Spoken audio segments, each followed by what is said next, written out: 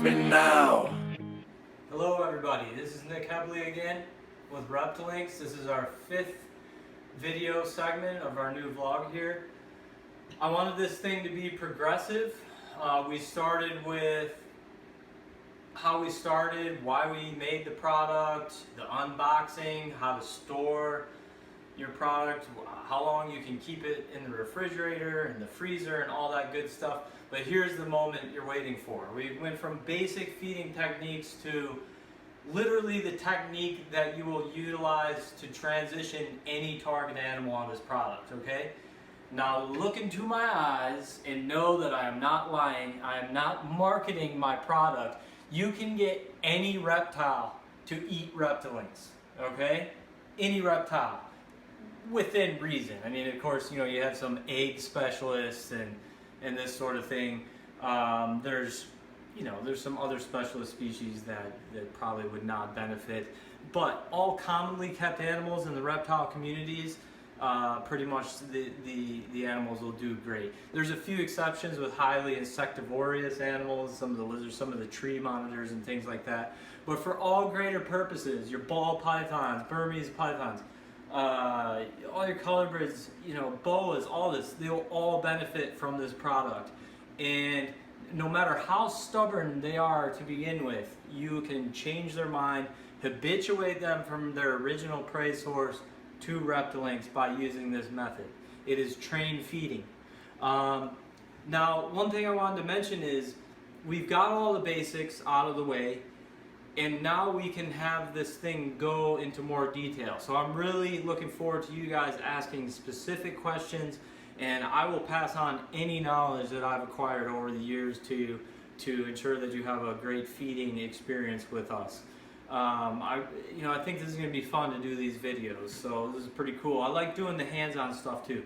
So to kind of jump back a little bit too, we're coming into breeding season here. I don't pair stuff up until we really get some serious pressure changes. I'm always struggling to find time to feed, and I'm making so much product for you guys. It's unbelievable. I want to take this time too to really express our gratitude towards your loyalty and trusting us and just helping us get this business off the ground. It has snowballed so quickly. It's unbelievable. It makes me so happy to now know that the consumers, you, the customer, know I'm not BSing. This stuff is unbelievable. The applications, the benefits are endless, and this is truly a wonderful tool to have in your toolbox as a keeper, as a reptile keeper. It is breeding season. We're coming up on it. I have females that have laid, and they're not quite up to par yet. There's a carpet python over here. It's got coastal in it, and it's a large animal, and it's a little bit on the lean side. It needs to be pumped up. I don't want to feed it big rats. I don't want it to get all bloated and everything. I want it to just be ready to breed in a couple weeks, okay? So I'm going to use, yes, my product, which I think is the absolute best way to do that. So I'm going to train feed it. Now this animal will maybe take Reptilinks on its own right now. It depends. It depends on where it's at. So what I'm going to do is feed it a smaller prey item that I know it's going to take, and I'm going to follow it with the training method with some 50-gram long links. I'm going to keep on trade feeding it these, and these are going to be very nutrient dense and very high calories. So it's going to jam that animal up and get it up to par very quickly. It's not going to throw it into a big shed or anything. It will digest and acquire and synthesize the nutrients from these links much faster than if I were to feed it big rodents. I do not like feeding my carpets big rats. There's always a gamble there. They're always retaining some hair, and if you feed too heavy, it can cause problems. I want to stay away from that, and so I'm going to use this valuable method of using the links. Okay, so we have our rat here, and we have our link here, and here's our target animal. So I'm going to, if you want to step back, I'm going to pull this animal. Now keep in mind, we don't usually feed it in this way. The animal's going to go into a feeding response. We usually feed inside the enclosure. but this is all for demonstrative purposes. We want to do this as safe as possible. So I don't have a drumstick, I don't have a paper towel roll. I have, yes, they make these things, a good old trusty, perfectly balanced, maybe not so perfect, feeding hook, or a hook, okay? I'm going to turn off the feeding response on this animal. I'm going to always use this as a guard. I'm going to use my shield, which is my sliding glass. I'm going to tap. I'm going to let this animal know it's not going to eat just yet. I'm going to cross the plane out so it knows what's going on here. I never go into the animal's environment. I always bring it out. Okay. And this girl, she is getting pretty lengthy. But you can see she needs to be pumped up to lay a clutch of eggs. We want to throw a really nice jungle possibly to her, so we want to get her fattened up. Okay. So I'm going to set that there. I'm going to take my rat, hopefully elicit a normal feeding response. Okay, there's the feeding response. Okay, so we're going to bring this animal up here so we can view it.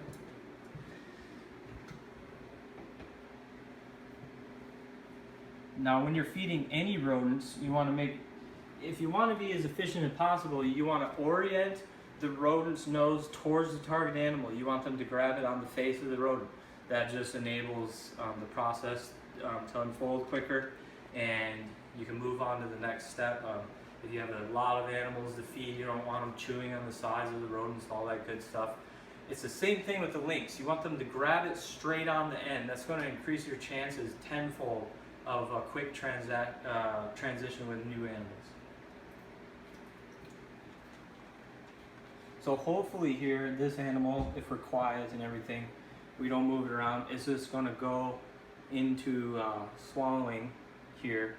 And when train feeding, something to keep in mind is to have an open environment around you, because that snake could be positioned in such a way where you don't have access to train that next link in.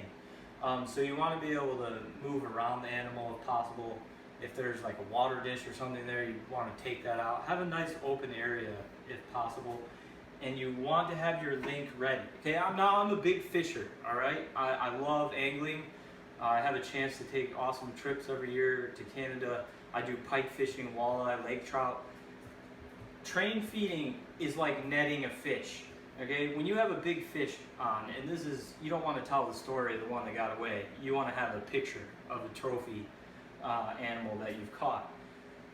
When you net that fish, do you stick the net in and stab it into the water when you're trying to net it? No, you already have the net in the water. Okay, you're really cutting down on your margin of error by, you don't want to spook that fish again to send it into another run. Okay, it's the same thing with train feeding. You want to have your link ready, just like your net when you're fishing. It's essentially in the water already, right? So that you have the angle set, you're ready to go when that initial prey source animal goes down, and you just slide the link in, okay? You're basically going to have one window of opportunity to do this. If you miss it, it's quite all right. You can feed another prey item, and it takes a little practice, but that's the point of these videos. We have an absolutely overwhelming response of people that want to know how to do this, and here it is firsthand. Now, this animal didn't grab right on the nose how I wanted it to. It's wishboning this small rodent that it's eating, but it's probably going to fold it right in half and it's still going to go down. We'll see what happens here.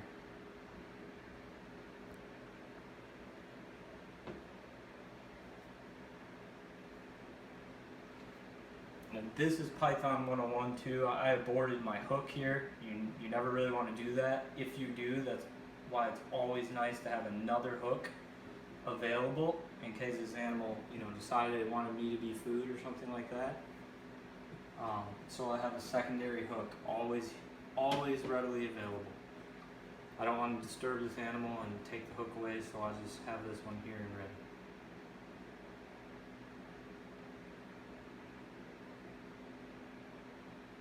this animal is exhibiting what you call a feed response flush. Its whole underside is churning pink, which is very typical of the carpet species. There's many snakes that do it. Depending on what color morphs and patterns and everything, you'll see it a lot more. Diamond pythons, they get a super pink flush when they're feeding. It's kind of cool.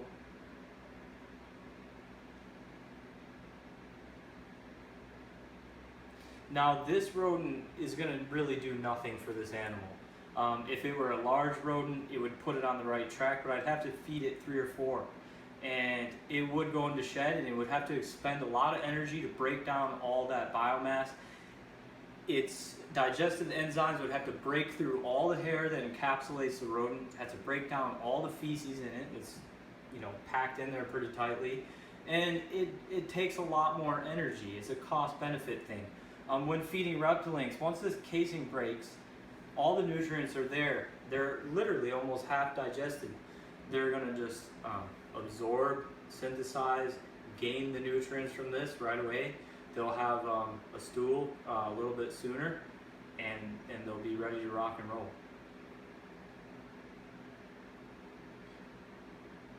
It's not really fair to this animal, like he's on the spot and everything. I fed him a rodent that's too small, so it's tricky. His teeth are getting hung up and it doesn't have that weight to where it can position it as well as it should.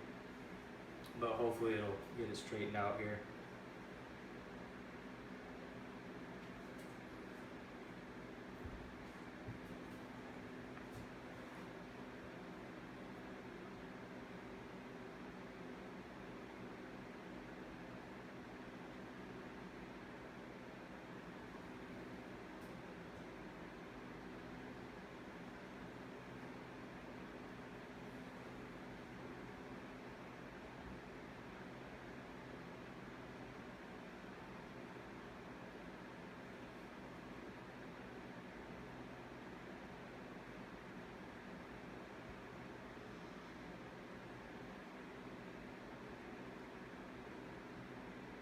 This is exactly what I didn't want to happen, because now, well, it's not a big deal. We'll just go to a jump cut and in the segment where you know, the animal's ready to be train fed. But this is a prime example of why you want a python to grab the prey item on the nose so it can swallow it down easily. You'll find that your animals, this is the best way train feeding for them to you're developing a food association. So even if this animal doesn't like lynx, it's going to associate eating what it does like with you know, a link, and before you know it, it'll just be smashing lynx.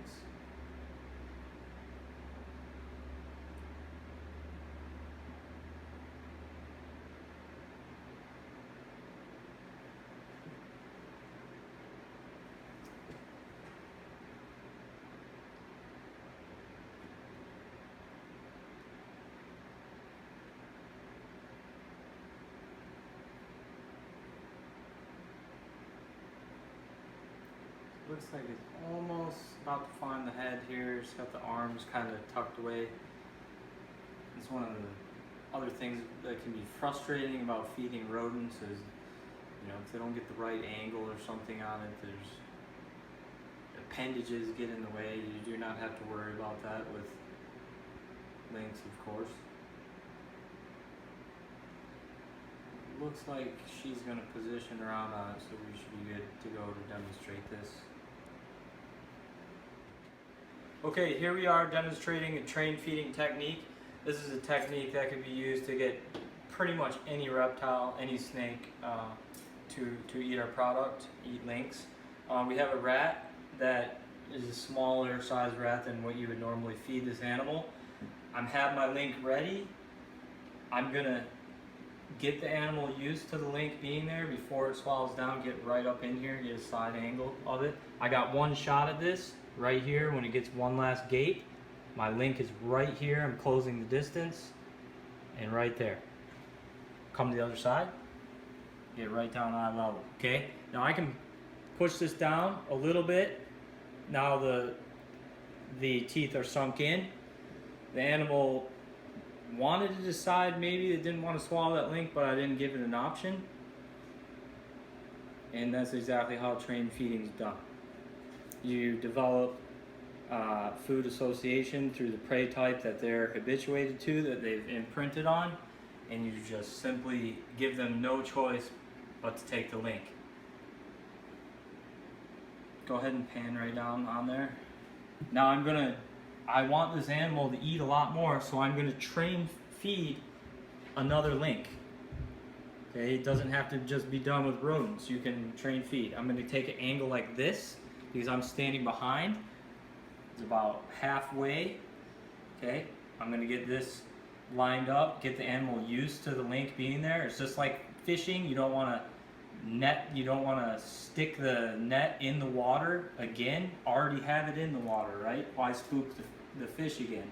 It's the same method. Now I'm working with the angle of the animal. That's why it really helps to have an open space. Don't have any clutter in your cage when you're trying to do this. Okay, and then you're gonna get one stab at it. So I'm literally just gonna slide it and push that link down, and that's all there is to it.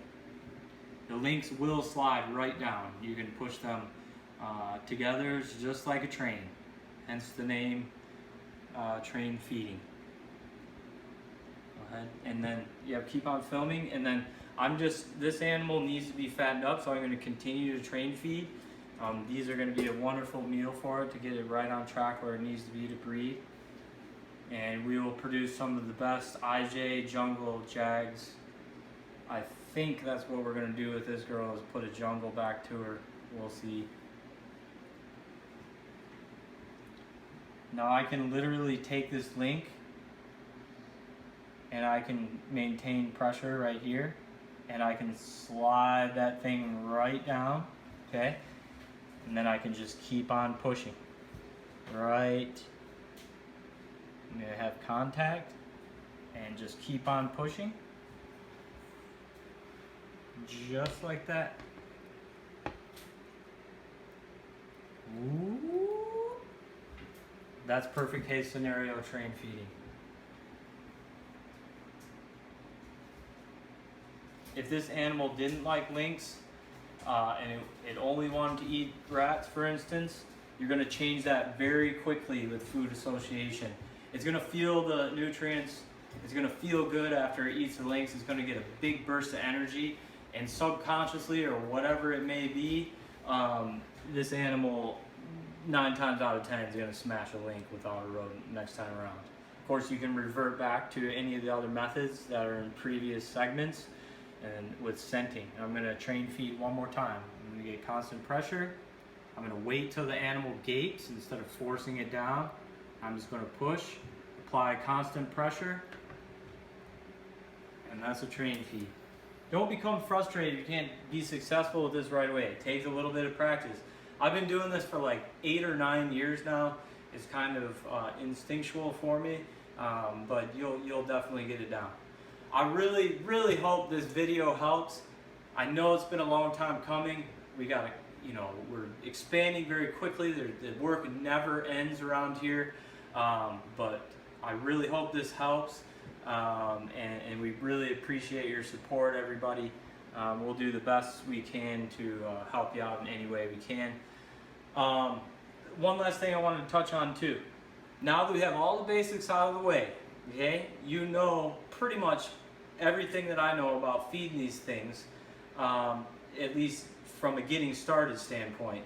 Feel free to comment anything that you want to know more about in greater depth in some of the other advanced techniques. By all means, we'll cover those in the later segments, and we'll make this a very progressive video vlog. So thanks again, guys. This is Nick Heavily with Reptilinks. Happy feedings.